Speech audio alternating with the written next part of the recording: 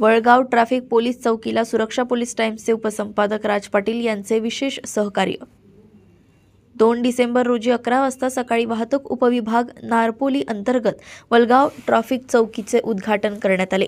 शेतकरी संघटना महाराष्ट्र राज्य कोकण विभागीय अध्यक्ष आणि सुरक्षा पोलीस टाइम्सचे उपसंपादक शिवश्री राज पाटील आणि यांच्या सहकार्याने मदत करण्यात आली.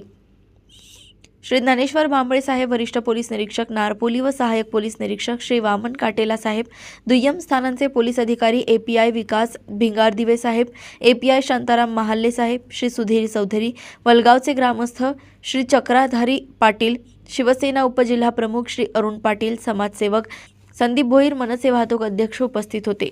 नारपोली येथून उपसंपादक राज पाटील यांची रिपोर्ट. जिजाऊ जय शिवराय.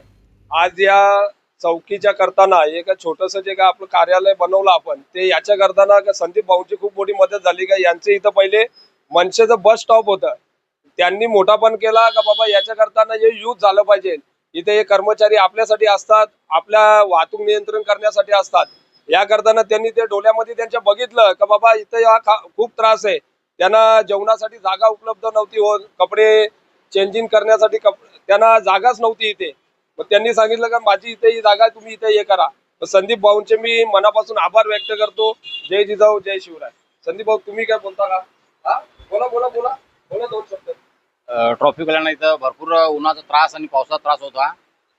मी बघितलं का इथं आमचं पण जरा ऑफिस होतं छोटंसं, ते मग मी ट्रॉफिकवाल्यांना कपडे चेंजिंग आणि जेवण करण्यासाठी दिलं आहे. थँक्यू.